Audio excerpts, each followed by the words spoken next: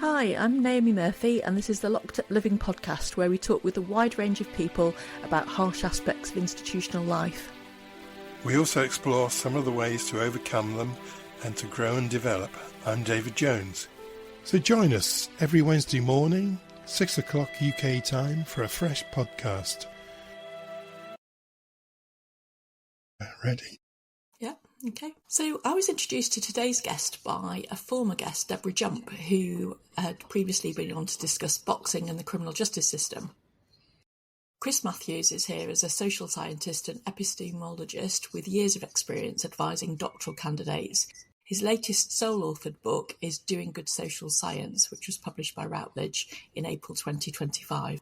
But Chris has got a long track record of investigating and exploring attitudes and impact of sport. So welcome.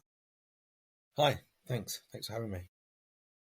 Hi Chris, very good to meet you, and thanks very much for coming along today. Usually we assume that engaging in sport or exercise is inherently good. How did you get interested in some of the problems associated with sport?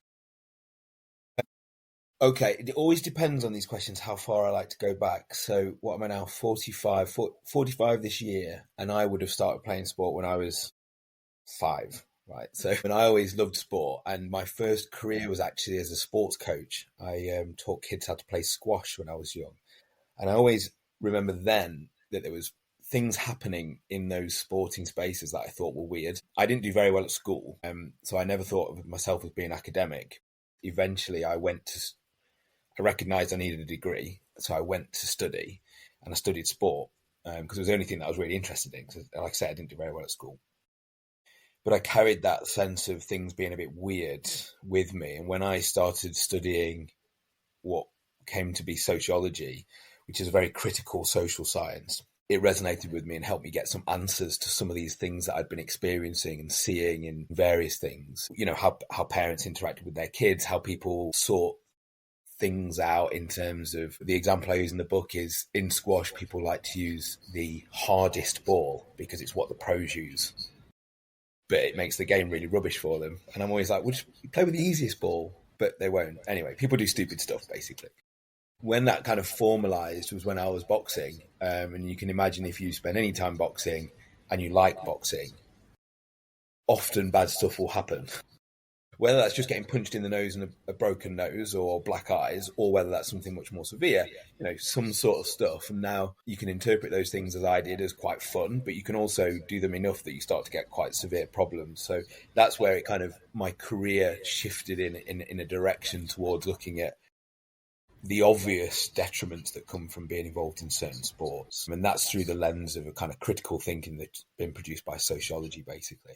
Thank you. So just to be clear, when we say that you were interested in sport and studied sport, you're really talking about the sociology of sport or around sport. Not so much anymore. That's my training. So I don't refer to myself as a sociologist. I now refer to myself as a social scientist, and sometimes or often now epistemologist, which is someone who studies knowledge and the way that we can know things and understand things, basically. So sociology would be my training, and it's where most of my PhD students work, and it's also where I've probably published the most, but it's not where I read the majority of my work anymore. Not that it's not a good discipline, it is, it's just I don't like to be limited by discipline anymore. I like to think beyond that, and I think that disciplines can actually hold us back. But yeah, I think what we will talk about today will largely be based on a sociological understanding of sport. I just clarify that a little bit because I don't want people to think that this is what sociology does. It's not. There's lots of critical social sciences that can analyse what I'm going to talk about in slightly different ways, but would still have that critical kind of leaning edge that I'll take on stuff.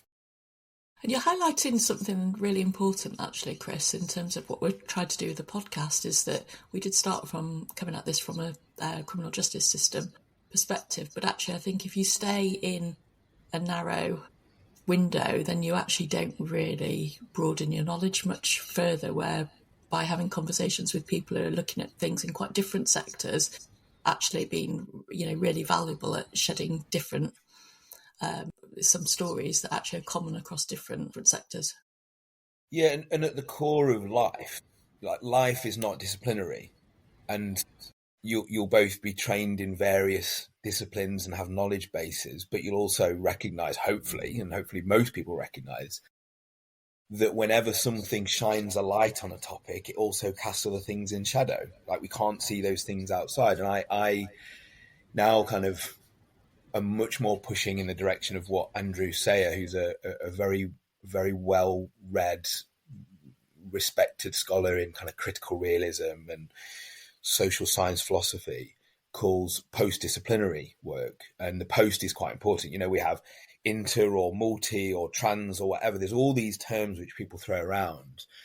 And they all do mean something slightly different. And I actually think post-disciplinary is the best term for it. I don't like it when people pop post onto something, because it usually just confuses people. But what he's trying to get at is we need to move to post the disciplines where we once were, right? It's actually going back to where we were when people were polymaths and all the rest of it. And now that's not possible in science anymore, or in the world, because everything's specialized so much. But we actually should be post-disciplinary as much as possible, because the world is that, right? You know, the world, I am a sociological being as you are, but you're also psychological and economical and all these things. And if we want to try and understand the world, we can't be waylaid by our unidimensional way of looking at the world, for sure. That is a fundamental problem with a lot of science, actually, as well, which we may or may not get onto. It's a very fundamental problem that a lot of scholars are obsessed with their own worldview, to the point of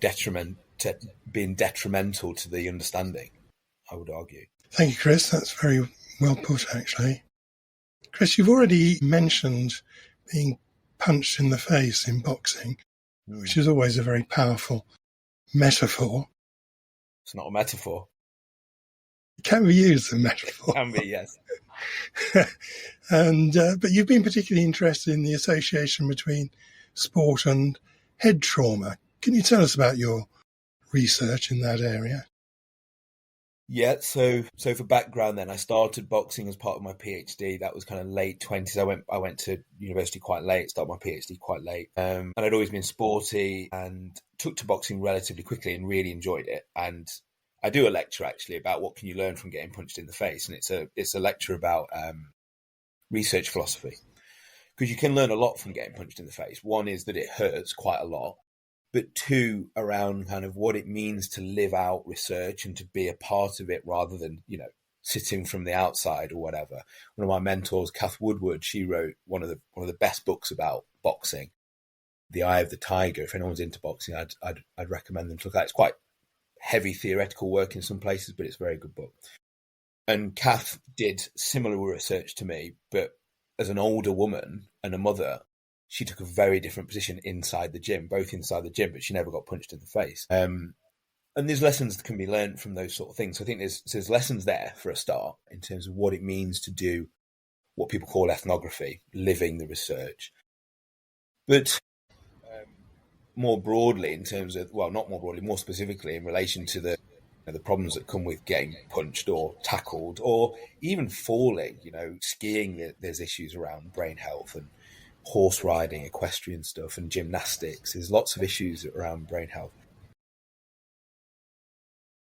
One of the fundamental issues that we come across when we're interested in sport and physical activity is the idea that these things are inherently good, which is what I think was mentioned earlier. And I always say that boxing was the best thing I've ever done. Sparring. And I loved competing. I lost my first two. I won my last bout and I had to stop. And when it was taken away from me, I was gutted. It was genuinely the best, most exciting thing that I've ever done. I completely loved it.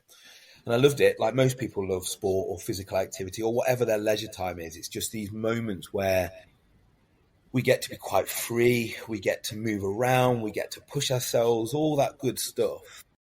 But of course, those things can be taken to the extreme really, really easily. And as soon as you start to engage in sport where performance becomes the most important thing, everything else starts to drift. And of course, health can be one of those things. And Bertolt Brecht has a very, very good take on this, which I'll probably always butcher this, but it's where elite sport begins, good health ends. Oh, I got it right. Where elite sport begins, good health ends. sports are just replete with this. You listen to any female long distance runners talk about what happens to their bodies and the things that they go through, right? So it doesn't have to be like men with beards boxing. You know, it's everywhere. It's badminton players that get repetitive strain injuries. Do you know what I mean? So I think once you kind of recognize that there's this process in sport where most of us are involved in sport, love it, enjoy it, play. And over time that shifts quite naturally towards it. Maybe still love it, but it's not about play. It's about something else. And it comes about winning and performing and pushing and all these sort of things which start to align it much more with work. And whether that's money or not, whether you're paid or not, it becomes much more and more like work. And I think that's where a lot of the problems start to creep in. And you can specifically look at concussion and brain health and repeated subconcussive blows and all of that. Or you could look at weight cutting issues. Or you could look at weight management issues in a sport like gymnastics, where girls have traditionally, not so much now, but starved themselves with one of the views to be light, but also to stop their physical development and stop periods and all this sort of stuff. So the core of this argument is that when we obsess about performance, we do really daft stuff. We do really, really daft stuff. But when you're in it and you're doing it, it's the best thing in the world. And I always say to this, and I've said this, I think I started teaching in HE in 2008. And from that very first kind of series of lectures that I did, I said that sport, are we allowed to swear on this? Yeah. I said that sport is fucking weird. And I say that not to just be sweary, but to get onto the level of people who think that sport is the best thing ever, which I did. And to go to them, no, it's not. It's fucking weird. You don't recognize it's fucking weird because you love it. But just like anything, the things that we love from the outside, people are like, Jesus, I don't know why you love that. That's weird. Like, David, you seem to be very good with tech. I don't know why you'd love that. I hate all that stuff. It seems weird to me that someone would like tech, right? And of course, you know, that's not me saying I think it's bad. No, it's a weird thing from different perspectives. Once you can start to get undergrads or anyone to start to go, oh yeah, this thing that I do where I sacrifice my body so that I can hit a tennis ball harder is actually a bit ridiculous, you know. And, you know, the obvious one is that heading in football is really weird. It doesn't give any health benefits. It's a skill, I get that. It can help you win, but who cares if you win or not in the end, right? It doesn't matter. It really doesn't matter. Just don't head it. Everyone just stop heading the ball. Oh, but that won't solve some concussions. Yeah, there'll still be accidents. People will still get elbowed in the head. People will fall down and get concussions. But they won't have repeated head trauma because sport's weird. We just keep accepting it. So that's kind of like an overview of like various intertwining issues there. But at the core of it is like, there's stuff that we do in sport that seems normal, but it's just dead weird when you analyse it. And heading in football is one of them. Now we know what heading does to people, or it seems to be very much connected to, I should say. That's a great example of stuff being weird. Yes, you're taking me right back to when I used to play football as a kid, when the footballs were leather and the pitches were wet and thick with mud. And I mean, we often couldn't get it off the ground, so there wasn't a great deal of heading going on, I suppose. Yeah, I just spoke to a friend actually about this very topic, and he said, I was one of those, and he's my age, so he would have been called something quite mean and homophobic, and he did use that word to me, but a wimp, let's say, at school who wouldn't head it. And I was like, well done for being that wimp, because it's probably the best thing that you've ever done, to be honest, is not head it. Because you can play football and just not head it. If someone calls you a wimp, say, fair enough, I'm a wimp. I want to look after my brain. Yeah, it does seem that a lot of insults can be attached to where you are in relation to sport and activity. Anyway, carrying on, Chris, we came across your work when we interviewed Deborah Jump about boxing in the criminal justice system. So I think you've also investigated some of the broader claims about boxing. How do these kind of sporting ideas and myths develop? Yeah, so I've not listened to Debbie's podcast, which I probably should have done. I know Debbie quite well, so I won't go over some of the stuff that I'm assuming she will have said around, you know, the hook the idea that it's a hook and all that sort of stuff. It reaches the groups that are unreachable and all of that sort of stuff. There's problems in that, which Deb will have talked to you about. But more broadly, the myths of sport are very, very powerful. So far powerful that I'm getting closer and closer to making an argument that the sports sciences, in theory, the critical study of sport, is actually built on a lot of those myths. And even though some of my colleagues would certainly say they're doing like critical social science or critical science of it, you actually see the myths playing out in the way that they uncritically accept performance sport as a thing, which we should keep doing. So the myth of sport being physically healthy, for example, right? That's a myth. Anyone who's played sport to any level knows it's not inherently healthy. Can you find that people who are involved in sports can have higher cardiovascular fitness? Yeah, of course you can. But is that from sport or is that from running around or jogging? Can you find that they've got better muscularity and can hold that muscularity into the later life? Yes. But is that from playing the sport or is that from moving physically in various ways? You can separate out. What you tend to find is that a lot of the health benefits and social benefits come from doing physical activity with people, right? And that doesn't require a lot of the stuff that actually goes into sport, which is the damaging stuff. So the myth of sport being healthy can easily be wiped out. It's very, very easy. You can still do it, but let's just not say it's healthy. It can be healthy, and if you modify it in various ways, it becomes healthier. But at the same time, being involved in a lot of performance sport is not healthy. That's a very, very bold myth, right? Is that people really do believe. And you go and I'm pointing to the park that's on the back of our house, and you go and speak to the parents who are with their kids learning to play rugby, and they'll be like, "Oh no, it's good for him or her. It's really good for their development." Like, well, yeah, but there's also other things that they could do that don't rely on them in the future crashing into each other and all the problems that are associated with that. But they can't think past the myth that it's healthy. Increasingly in that sport, especially in boxing, those things are being seen much more. But the other one, the classic one, is that sport brings people together, right? And then I always just like, well, go to a Forest game. I'm from Nottingham. Go to a Forest game, and I don't actually follow Forest anymore. But when I used to go back in the day, that one bringing us together with people from Derby, that was doing anything but bringing us. I'll speak from very good experience. That one bringing a group of lads together with a group of lads from Derby at all. So I guess there's lots and lots of ways that sport has these positive elements, but often they can be teased apart from sport and physical activity or sport and recreation with other people. And sport also, it might bring certain people together, but who are those people? And are they already together? Does it bridge between different communities? And if you look at a lot of the sports that are dominated by white middle-class people, yeah, it brings more white middle-class people together. I just question whether we need to bring white middle-class people more together in this country. Like, it's great. More and more togetherness is great, but there's other groups and other people from minorities, and I don't just mean in a kind of racial sense, I mean in a sexuality sense, in a disability sense, in an age group sense, that we should really be bringing together. And sport doesn't do that. You know, I now at 45, I am done with sport, right? I've been past it for 20 years, basically, with sport, which is ridiculous, because if we played sport a different way, us three should be able to go and piss about on the park playing football with the lads down the road and my neighbour, and we should just be able to play. And we can do that, but we don't, because that's not what sport is anymore. So we've drifted kind of away from what I think sport should be, and part of that is this myth that it is physically good, it is physically healthy, plus the version of sport, what has become known as sport, is a performance model.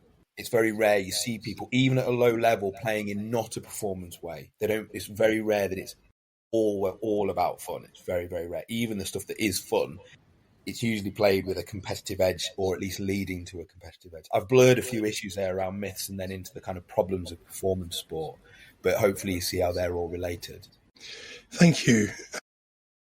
When I was young, which was a good bit before you were young, Chris, we did obviously play in teams, and I really enjoyed playing for my school.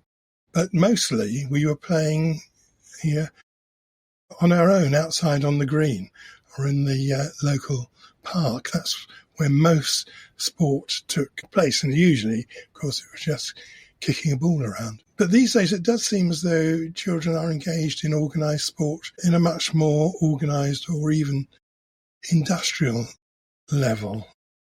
And I suppose you've been saying something about that already, but I'm imagining you do not think that is a good thing. There'll be a line, right? It's an immovable line for everyone.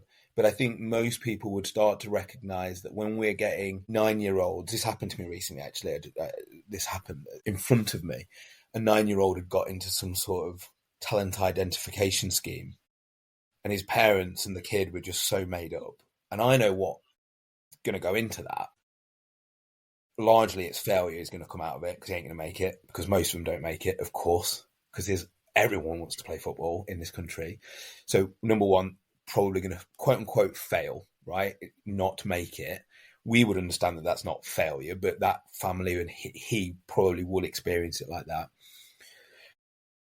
Advising probably some schooling for it, almost certainly some friendships for it, and when we get into that, this system of driving people towards a professionalized, structured, formal, military work environment version of sport, I think we can all go, oh, Jesus, that's a little bit too far. But coming back a bit onto the park behind us, they have Tots rugby.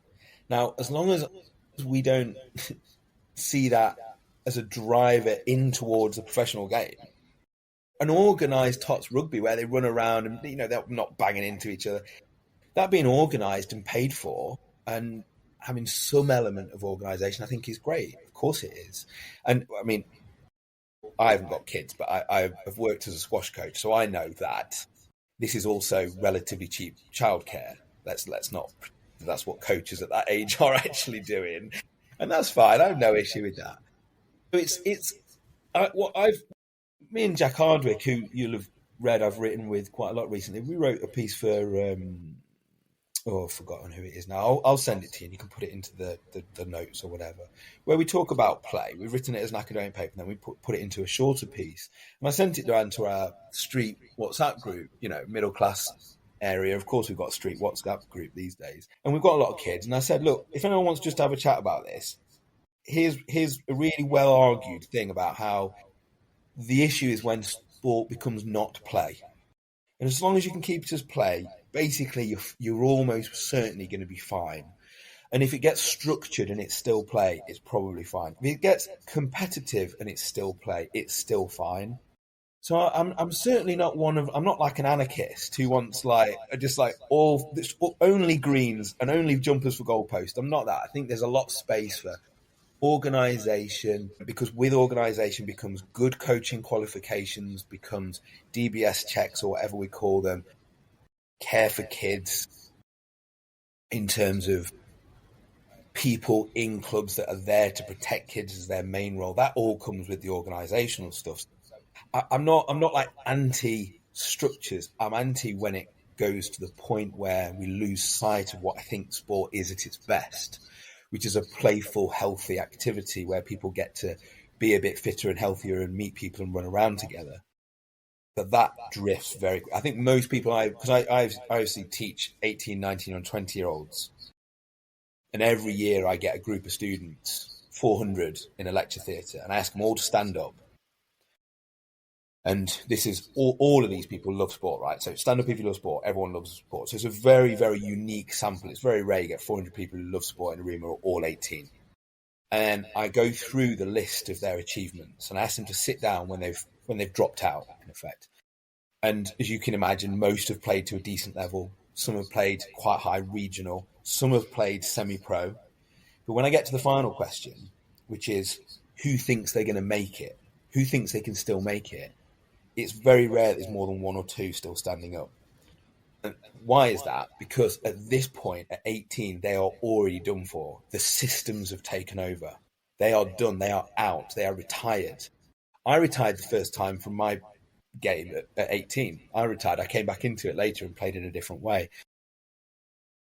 and I've obviously retired from boxing now, so I've retired a few times. But these kids, they're 18, but they are very, very young, they're already done for. And the reason why they know this as well is because they're at university, right? Because they've chosen education over what this system, this structure is. And you find that some of them still go back into play and some of them just completely reject it. So it's finding that line. So like what I said to just go back to my street WhatsApp group was chaps, because it is the chaps who take their kids to football and rugby. Have a conversation with your coaches. Send this to them. See what they say. I'll happily come and talk to teams about this. And because I think there's a dead simple answer. Just make it playful. Just make everything playful. A League Cup final on your under-16s local championship. Make it playful. It doesn't matter if they lose. It literally doesn't matter. Once people recognise it doesn't matter, a lot of the problems just start to drift away. Does that make a bit of sense in terms of like where the cutoff is? You have to find your own place for it, and it's a loose thing. But if you have conversations about the rules of sport, recognising the rules of sport is something we make up and we live out every day. They're not. God didn't give us the rules of football. Men made them for men and boys, and now you still mainly men reinforce them. Now it's changing, the balance is shifting, but it is still male-dominated spaces. And those men and the women now who are involved in leading those sports can change those rules. And they can make them less competitive and they can make them more playful. At any time they choose to, is it completely in our power? People say it's not. We can't do that, Chris. Like, we literally can. If you think that humans can do anything, you can recognise that they could change a rule. Like that is what we do, right? Sorry, I've drifted again there. I was wondering as you were talking, Chris, how much do you think that it's bound up in sort of ideas around status and masculinity, especially, because does a 4-year-old really know what it means to be good at football? But how much of those ideas about competition are imposed on kids from their parents' own competitiveness? Yeah. I mean, if you watch kids play, it's not dissimilar to watching dogs play, right? I've got a dog and I love watching the dogs play on the park. And you can see kids and they're basically the same. They don't need a referee. Very rare do the dogs actually get into trouble. And if they do, it's usually because one's been trained badly or not trained at all. And you could say the same with kids as well. I'm being careful because I'm probably offending all the parents. But kids just go and play, right? And then as soon as one goes too far, tears happen and the kid's like, oh gosh. And if the parents aren't there to look at, the kid will usually sort that out, right? It's very rare that a kid will hurt a kid and then keep going because there's noises that get made and the dogs make the noise and the kid make the noise and we all know it and everyone turns around and we have these like quite natural processes about play. Like it's a very natural thing for humans and other intelligent animals to play and to learn about the world around them without a referee and without formal rules. Now, we may make informal rules and those informal rules, you can probably think back to your own childhood. And actually, as well, the other thing is that adults start to do this when you get a bit older. When we get a bit older, we start to become more playful, and retirement should be about being playful, right? My mum took up ballroom dancing when she was older, and it's play. She was playing. That's what she was doing.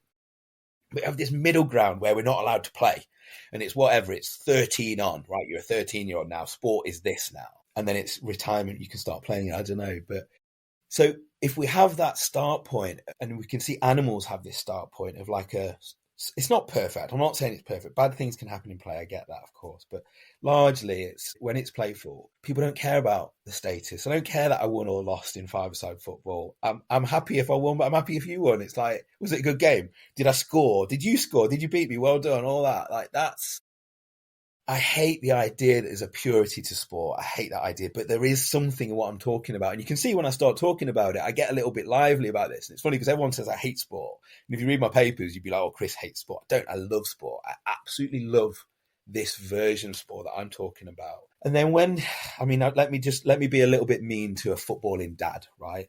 When the Evertonian fan finds out that his kids, and there's a video, the reason I mention this is because there's a video online here where a kid had got into the Everton youth squad or some shit. And like the ecstaticness of his father. And you're like, oh gosh. And this might be a fantastic dad, right? It might be a really, really fantastic dad. But nevertheless, the dad is obsessed with Everton. And is it a surprise that the kid is now obsessed with Everton and what comes with that? But the dad's the dad, right? He's probably a failed footballer and he's now doing a job and whatever, he's got a life. Whereas the kid is a kid. The kid can't make informed consent. Let's say they can consent, but it's never informed legally. I want to play football. Yes, you do, but there's more to it than that with a kid. And I do get that a lot. Oh, he loves it. He loves it. He loves heading the ball. You should watch him. He loves heading the ball. Of course he loves heading the ball, because you taught him how to head the ball when he was 3, and you gave him a Mars bar every time he did it well, or you patted him on the back or whatever. Of course he loves that shit. Like, who wouldn't? So I guess if you just think about socialization, I think this is what we get lost on, is that kids have this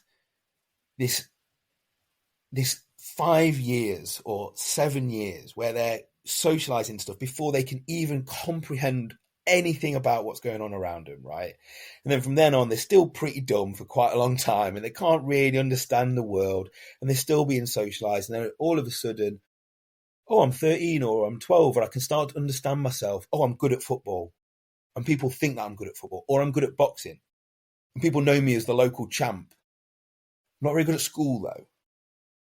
So what are you going to do? What's that person going to do when they get patted on the back for being the local champ or the captain of the football team, but they've not done very well at school? And I speak from experience, right? Because I didn't do well at school, but I did all right at sport. That's the path. And it's just laid out for you before you've got any real choice. Now, if this was a version of sport which was inherently healthy, that'd be fine, right? But it isn't a version of sport that's inherently healthy.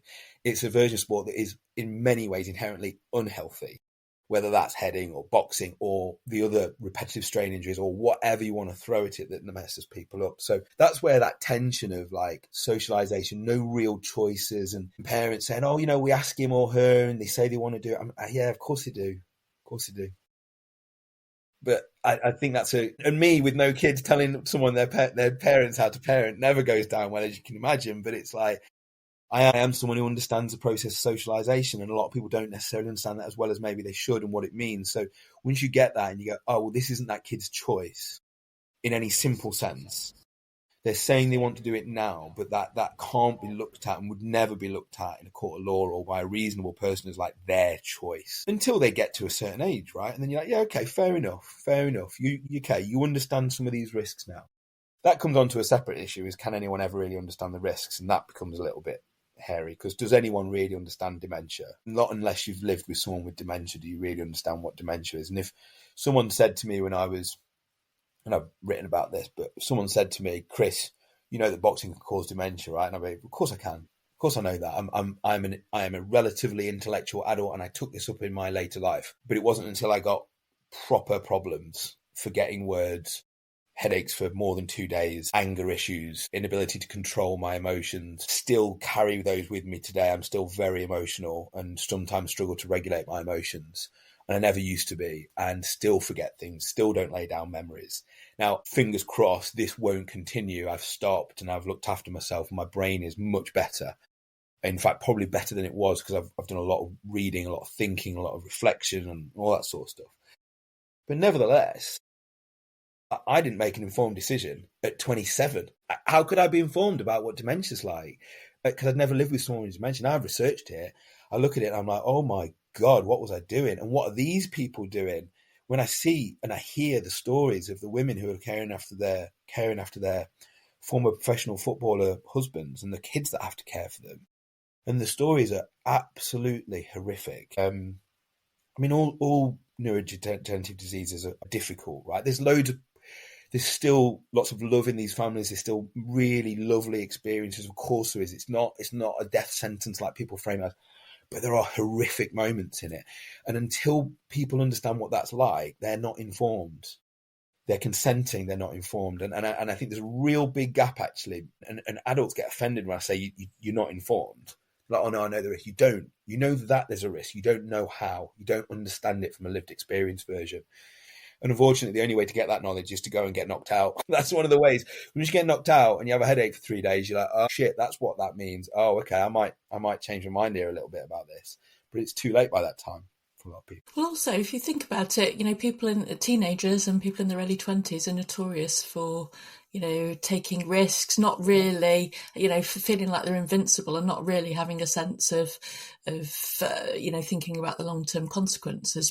Even beyond the head trauma, as you were talking, I was thinking about all the other restrictions that choosing performance sport has, in terms of, the normal things that we do during teenage years, or we hang out with our friends, socializing and really honing our social skills. We probably eat too much crap during that time, McDonald's or whatever. And the kind of, when you read about the regimes of people like Tom Daley or other sports people, where they're getting up really early in the morning, going to bed very early, never drinking alcohol, eating these very rigid diets, actually what does that do to somebody's personality? Because it often seems, from the behaviour of some athletes, that they're kind of stuck a bit in adolescence, really, with not really knowing how their identity, perhaps not having been able to be shaped into adulthood, because they haven't had those transitional experiences that teenagers need in order to become adults. Yeah, the structures imposed sound really good, don't they? Like eating well, getting up early. But it's imposed, isn't it? And once it becomes not imposed, so that's when people retire. Remember, when we're talking about athletes retiring, we're still talking a lot of time about kids, or especially young people and young underdeveloped people. And again, I'll speak from personal experience here, right? There's a reason I went to university when I was 26 or 27, because I wasn't ready. And I think, speaking from experience of teaching a lot of 18-year-old boys and some 18-year-old girls, men and women at 18, I should say, but they do feel like boys and girls, unfortunately. They're not ready. And they're not ready for education at that level yet. Really, a lot of them should just take a break. But they're not ready to make those decisions. They're not ready to really live a life out. And if they've been in a regime, when that regime is removed, it can be very difficult for them. I think if we always recognise that there's these pluses and minuses with everything, and learning how to eat healthily and be disciplined is great, right? Those things, anyone who's listening will have heard you say that at Naomi and be like, well, that sounds pretty good.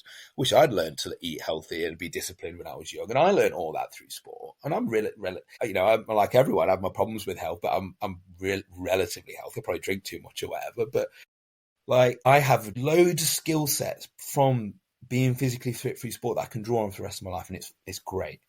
But at the same time, I did loads of weird stuff connected to those things. And there's a famous paper in the Sociology of Sport by Hughes and Coakley called The Sports Ethic. If anyone wants it, if you want me to send it to you, I'll send it to you.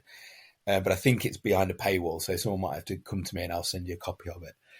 And they talk about the over-conformity to these ideas. So you can have under-conformity and over-conformity, right? And in the middle is quote-unquote normal behaviour. So looking after yourself, doing a bit of exercise, but, still allowing yourself to have a drink, still going partying, still having friends, and just doing dumb shit that's okay, right? As a kid or whatever, or as a young adult or as a 45-year-old, whatever. Balance, everything in moderation, especially moderation, right? All that sort of good stuff. And then you can over-conform. And you can go, right, never alcohol, ever. And some people, I get it. Some people need to exist in that space. But no, it's bad. And like always, only eating this regimented meal. And, oh, no, I can't see my friends. And that's overconforming. The opposite is true as well, right? Underconforming. And I guess that's, never eating well, never doing exercise. And if we just recognise that we're always on this continuum somewhere, and there is a sweet spot that most of us usually find. But it's very common for those who are really, really love sport. And again, this is the crux of the matter for a lot of people. We love sport. So it's not like I'm going into boxing going, oh, woe is me, I'm going to get punched in the face again. It's, I can't wait to punch this guy and him punch me. And that's the dog trying to come in. And we both want to do it. We're friends. We're looking after each other. We're not trying to give each other brain trauma, although we kind of are. If we catch each other badly, we'll stop instantly. If there's a low blow, we'll stop instantly, of course. And we'll be like, are you okay? And we're over, done. But that is the normal. That's the over-conformity. That becomes this normal behaviour. And it's so, so common. Just going back to the myths, because sport is good, because the politicians say it's good, because your coaches, your teachers, your parents all say it's good, it must be good. So when we're beating 10 bells of crap out of each other and then going and taking our protein shakes and we're doing this and we're doing that, the other, and we're obsessing about, oh God, I've not eaten my creatine or whatever it is, and we're getting in anxiety because of it, it's all because sport is good. So you lose the sweet spot, don't you? Because you could go like I am now, like where I don't really do much sport anymore. I run a bit, I walk a lot, and I lift weights and whatever else. I'm pretty physically active. Felt a bit tired in the gym today, so I just did like half my workout and came home, and I had a really big meal and didn't really worry about what I was eating because it doesn't really matter. Whereas back in the day, I wouldn't have done that. I would have definitely finished the training session, and I definitely would have stuck to my whatever my portions are that I'd set for the day and all that sort of weird stuff. God, it sounds ridiculous, but just seeking out balance. And the myths stop people, I think, seeking out balance, and the obsessions that can come with the love of sport stop us seeking out balance. So there to me is that the structuring of sport is the issue. It's the way in which people are led down. This is what sport is, and you go down this path. It's where the damage can creep in. And if people can just stop, reflect, and often parents need to be the ones who are doing this in first instances, and the parents need to be the ones that aren't really pushing for success in sport, because let's not forget that success in sport is ethereal. One, it's really hard to achieve, and two, it's really, really passing. And even if you become a professional footballer, there's loads and loads of professional footballers who aren't as well off as me, and I'm not well off. So there's this, I think there's this again, another myth that professional footballers are rich. Of course, there's a minority that are uber rich who it's the best thing that they should, it's the perfect thing, right? They're going to retire early, intergenerational wealth, brilliant. Whatever risks they've taken, fair, right? If I got paid 10 million to go and box now, I'd definitely do it, even though I know what I've done to myself, because that is a legitimate risk with legitimate payout. But that's not what you do when you get into sport, because you're almost certainly not going to make it. Quote, make it, become professional. You still don't make it at that level. You can get paid, even if you've got paid 100 grand a year. I say this to our students, right? Imagine if you got paid 100 grand a year. Wouldn't that be amazing? But your career is 10 years. And they're like, oh, that's loads. That's $1 million. And my maths right, isn't it? I'm not a maths guy. That's $1 million. That's more money than I can imagine. I can buy a house with that. I'm like, yeah, good luck with the rest of your life. Do you know what I mean? I wouldn't, if I like the cost benefit analysis is really, really wonky. And if anyone does it, they're like, oh, definitely only play sport for fun. If anyone just thinks through it for a bit, definitely play for sport for fun.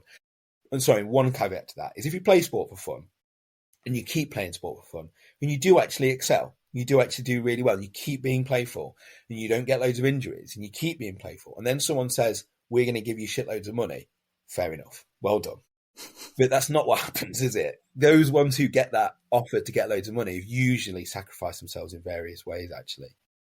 Well, it does seem like there's a trend to there's been a trend in getting children involved in performance sport at an earlier age, which feels quite exploitative in some ways, and especially also when you then start linking it with children from other continents, less affluent countries. Do you think there is a bit of exploitation going on there?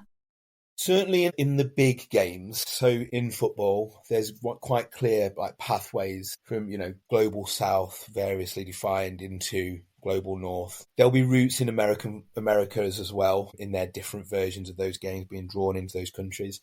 And of course, again, if you fixate on the myth of the successful one or two, and I don't follow football, but anyone who's listening who follows football can insert the name of an African player here, right? There will be those players that have made that success, and their lives have changed, their families and all the rest of it. Here she comes, you're coming up here. So this is Coco. Those people exist.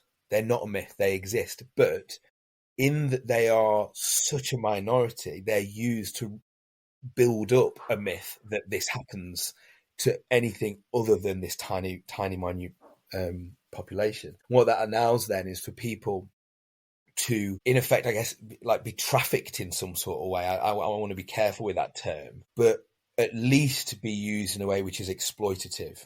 Like, right, you come here and make a success out of yourself, and if they don't, it's right, you go back there, right? That kind of very simple reading. Some of my colleagues would probably have me for that and go, no, it's more nuanced than that. And of course it is more nuanced, but there's also an element of truth to that. People being drawn into the West to have these jobs. When you look at that let's look at it differently in terms of banking, right? Now, if someone does really, really well at school and then they get, come to London to make loads of money because they're a maths genius, well, what's going to happen there is they're probably going to make loads and loads of money. And it's, it might not work out. It might be some bad stuff happening. They might miss the family, but they're probably going to make loads and loads of money. They're already an adult. They've already probably got a PhD or whatever else. And then who knows where they're going to go from there. But if you're a 12-year-old or a 15-year-old and you don't make it because at 17 you snap your Achilles tendon, like, what, you know what I mean? You're just so stuffed. And there'll be people go, oh no, actually now we've got parachute payments, or there'll be something. There'll be people trying to manage that. But all they're doing when they manage that is they're shoring up a really, really exploitative system. This is the thing that I can never get through to my colleagues. A lot of my colleagues, I shouldn't say all of them, because a lot of colleagues kind of fit with this position, but a lot don't. And they will always look at the kind of bad situation that we've currently got and go, how can we tinker around the edges? What I would call rearranging deck chairs on the Titanic, because the fundamental problem is still there, that these sports do horrific things to young people. So I don't want to tinker around the edges when horrific things are being done to young people. I hate it when it's to adults, but adults is a bit harder because they're able to kind of at least legally make their own decisions, and kids can't. I'm always kind of left with a really bad taste in my mouth, actually, with people who work, academics, apparently critical thinking academics who work in supporting in some way or other in performance sport. I think it's fundamentally, I think me and Jack have called it this, it's fundamentally unethical. At least we've said it's an ethical blind spot, at least, which is slightly more toned down language. I had a thing with some psychologists recently, actually. One of them was a colleague, and they wrote this paper, and they talked about working with sports, kids in sport, young athletes, I guess. And they referred to them as clients. And I was like, hold on a minute. You're referring to a child as a client? Like, do you not see something wrong? Oh, no, that's what we always call them. And I'm like, well, if anything, their parents are your client. I get that. Or the football team is your client. A child isn't a client. A child, funnily enough, is a child, which is a designation which we have to hold as sacrosanct, right? There is fundamentally something special about the designation of child, which all adults have a duty of care to respect. And when you talk about a child as a client, that got me really bad, that did. And of course, all these scholars, they're sports psychologists, they're very well trained, they're very good people. And they, of course, want to have this child's well-being at the centre of their practice. Of course they do. But if at the centre of your practice, you're also referring to them as a client, it's almost making me go, but what else have you got as a blind spot if you think that's appropriate? Naomi, what would that be in psychology for you? Would you refer to as a child as a client?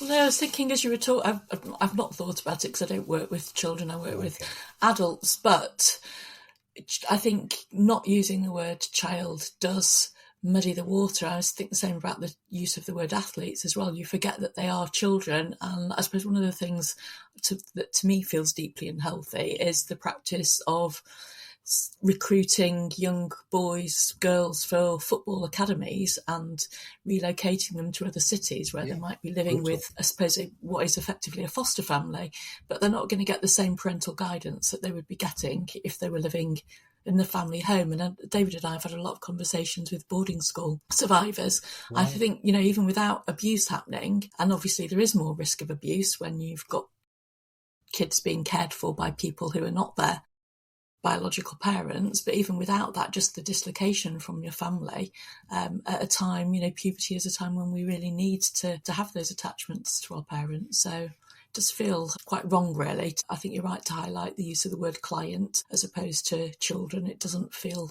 I got hammered for it as well. They put it on Twitter, and then I actually put a nod to it in a paper as well, because I was like, I don't mind. They can hammer me as much as they like. They're wrong. I don't care what they say. It's normal practice for them. It's wrong normal practice then. You can keep doing wrong normal practice and say it's normal, but it's still wrong. I don't know. I've never had it. I'd like to converse with them about it. I'd like them to kind of justify it, but I don't think they would.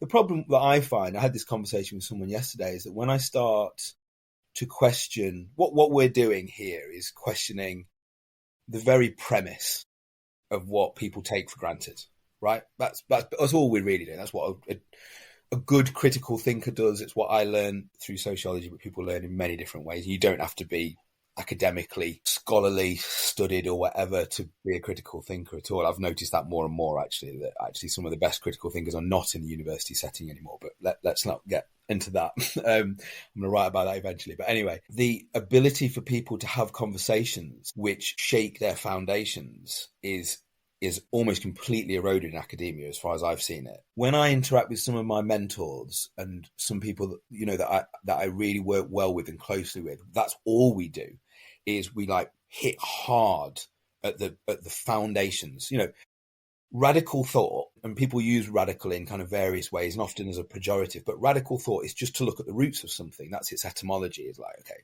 so it's to look at the roots of a problem. And if you see that there's a root problem, then you should change something at the root. That is a radical change. It's dead simple, really. But that's where I operate. That's where I want to operate, because I don't think that tinkering, when we've got really, really fundamental problems, I don't think tinkering matters. And actually, tinkering gets in the way. Now, the analogy I use, which I think most people hated when I first started using this, but most people come round to, is recycling. Recycling is basically a waste of time if you want to stop the world from its trajectory into climate change, where we have economic and humanitarian disaster. Recycling will not do anything to halt that. Does that mean to say we shouldn't recycle? No, I recycle all the time. But to think that recycling is doing me my bit is absolute nonsense. To the point where I've said this to people, and they're like, no, well, we must still recycle. I mean, yeah, you can recycle, but just acknowledge you're not doing anything. It's just so that you feel good. And that peace of mind that people get from recycling is a peace of mind. It means, we are doing a bit. We try.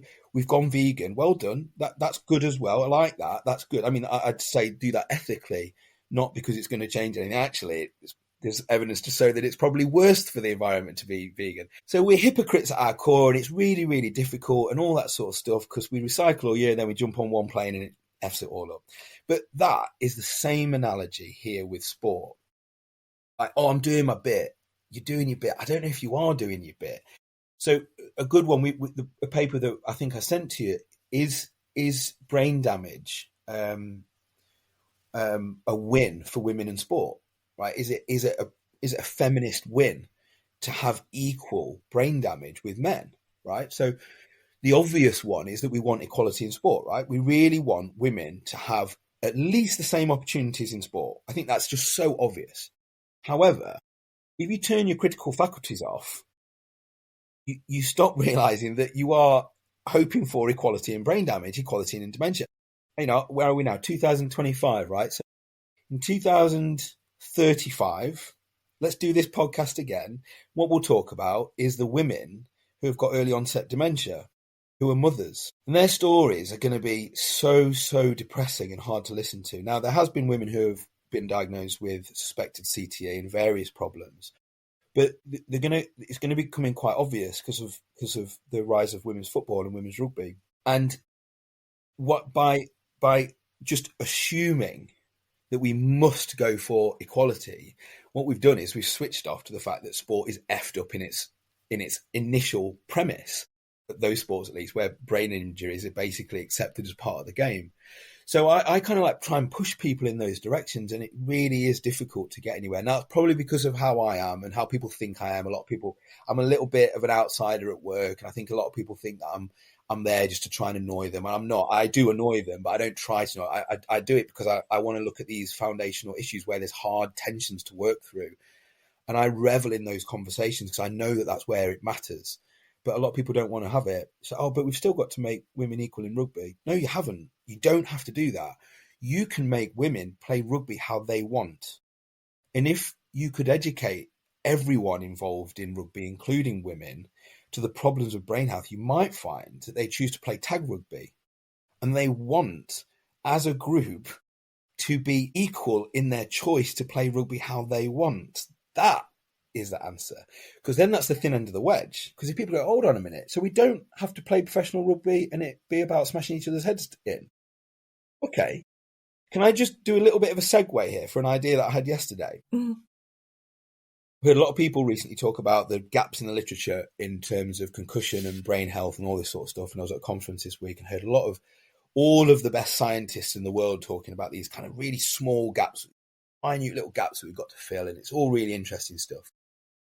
But to my mind, we know enough. We definitely know enough that getting repeated trauma to the head is bad, right? I think actually, if you see a 3-year-old walk into a cabinet, you can see what happens, and they know that walking into a cabinet and banging their head is bad.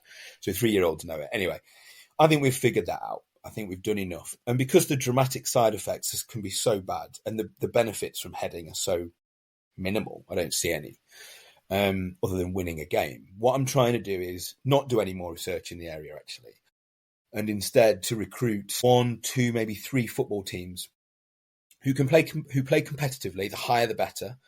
And I've spoken to the kind of football insiders that I know about this, and I've got a few kind of conversations happening. But to try and get hold of a coach who goes, oh, you're right, actually, I'm really worried about all of these former footballers who seem to have real problems. I'm really worried about that because I'm coaching a group of kids and I don't really want them to head the ball anymore.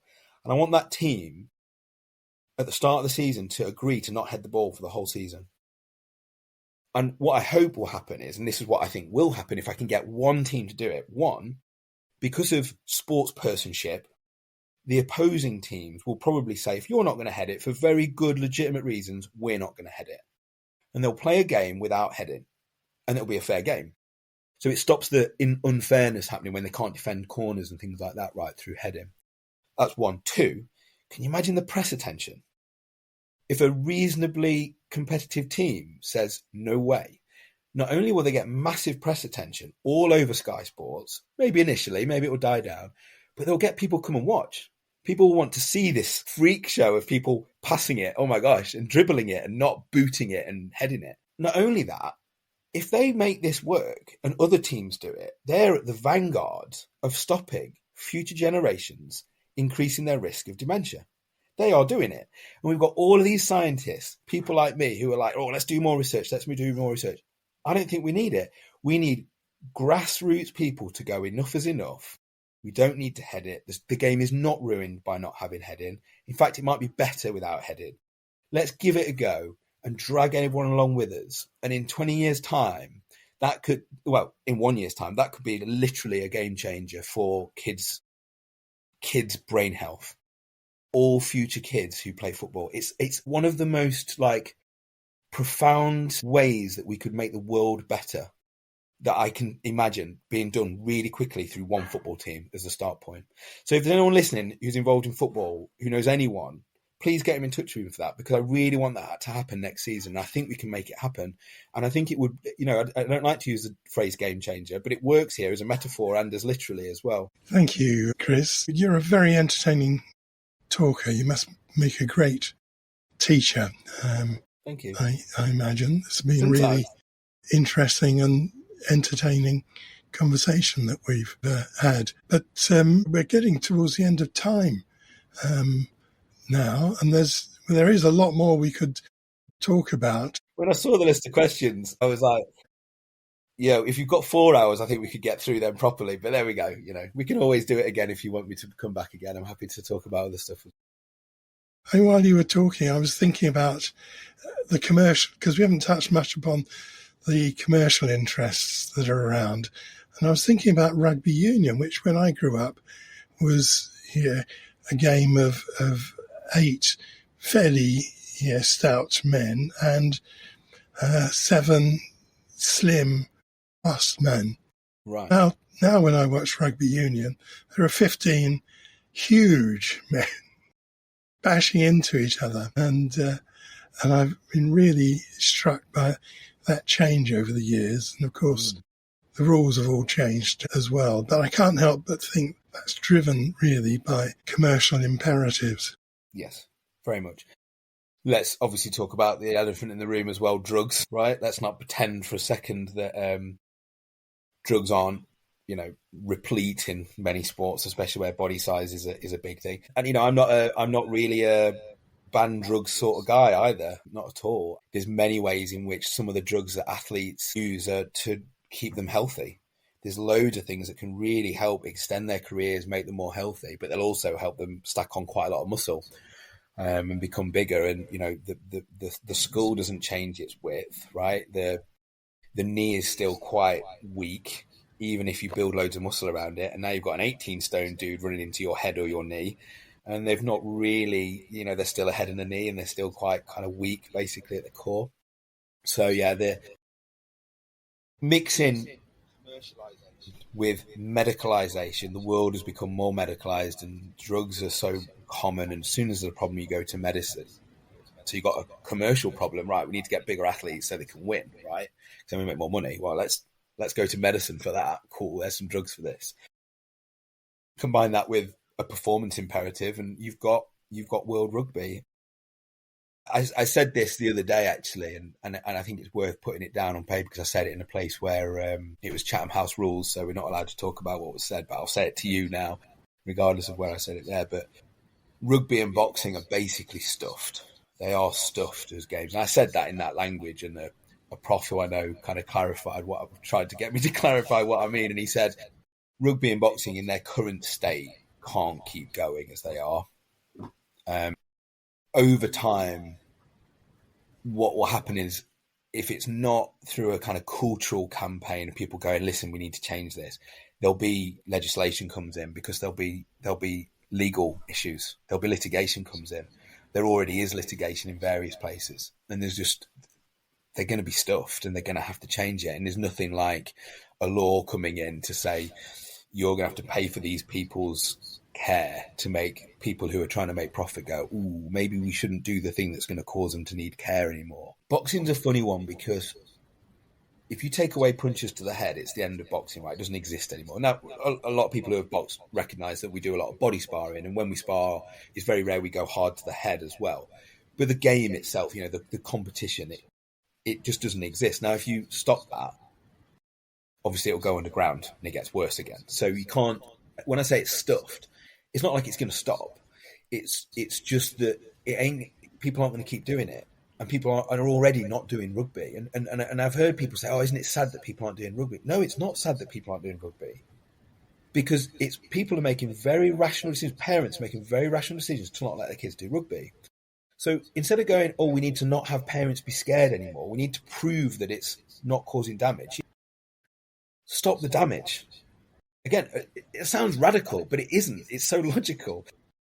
Tag rugby. Just play tag rugby. Like, almost all of the benefits that are in rugby come from tag rugby. And especially for kids. Yeah, fine, listen, if you're 21, I don't like it at 18, but if you're 21, because the brain isn't developed, right? Brain isn't still fully developed at 21. You'll know better than me, I'm sure. But if you get to that age and there's a lot of money on the table and you want to consent to risking your brain health, yeah, fair enough. You're an adult, right? I do dumb shit all the time, and I'd hate it for anyone to stop me doing all the dumb shit that I love doing.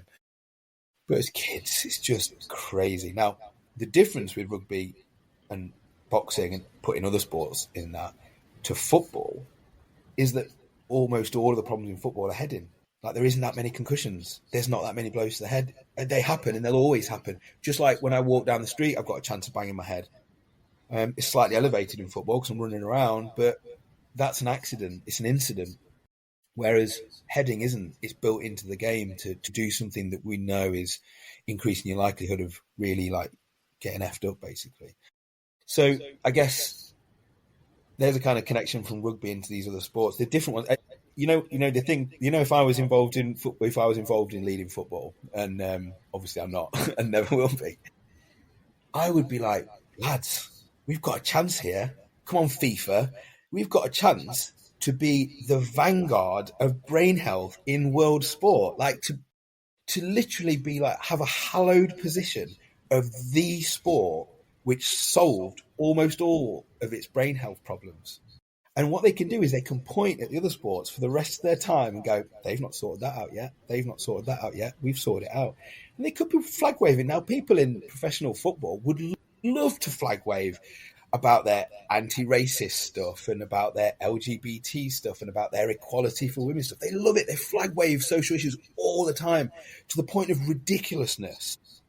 I'd say it's even corporatizing social justice rather than actually necessarily doing it for the right reasons. And they're missing this one. And all of it is down to their inability to see a rule change is possible.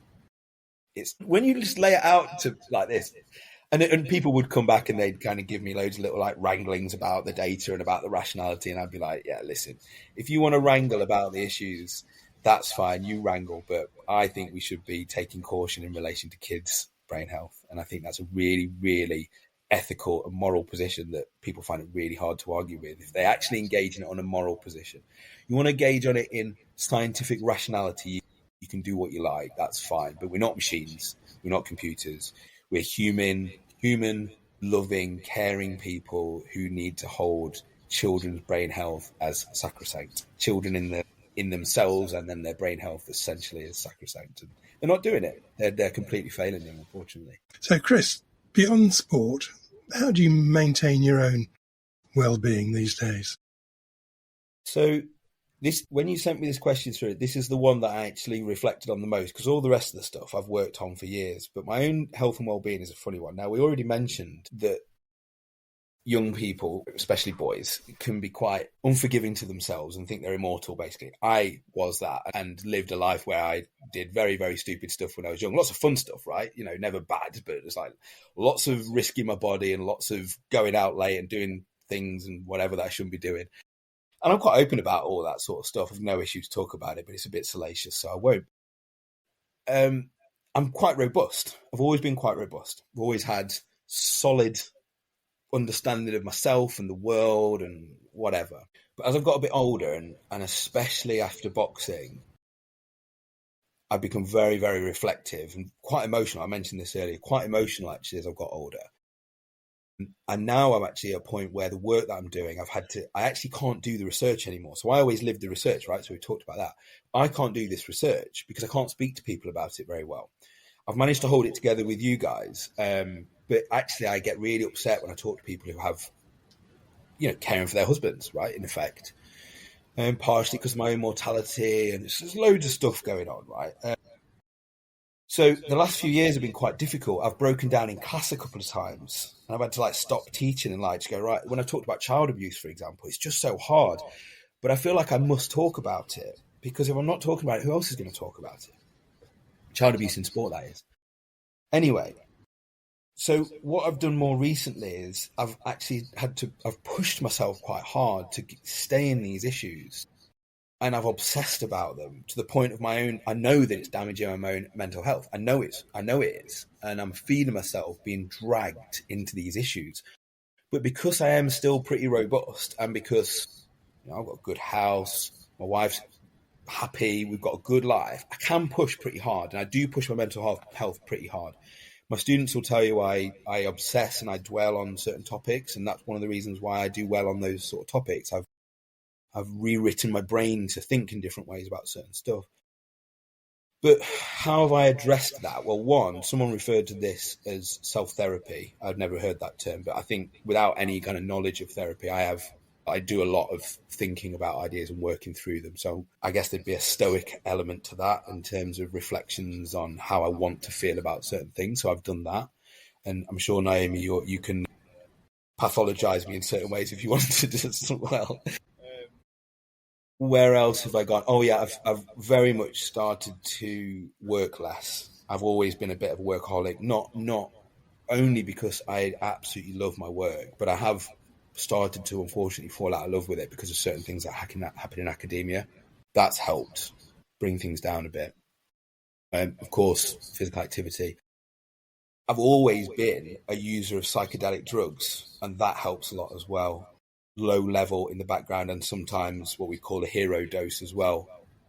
So, and I know, and I say this only as my own personal experience, right? I don't recommend it to people. I mean, I think that everyone should be open to drug use in various ways if it's done in an appropriate way. And I think if people shut down drug use and because drugs are bad, I think there's a good chance people are going to miss out on something. And for me, doing acid, LSD and magic mushrooms and various other things has been one of the things that has fundamentally made me a better man, a better husband, a better person, a better scholar, a better thinker, an all-round better person. It also has dragged out things that I have to really work hard to get through. And that working hard through those things is how I think I've kind of got on top of it. More recently, just one last little kind of example. I'm reading a book called Dark Academia. And it's a hard read because it's telling us all of the stuff that a lot of us think we know. We're like, things are a bit messed up.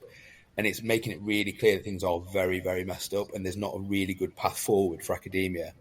And the subtitle is called How Universities Die. And that seems like the path, unfortunately.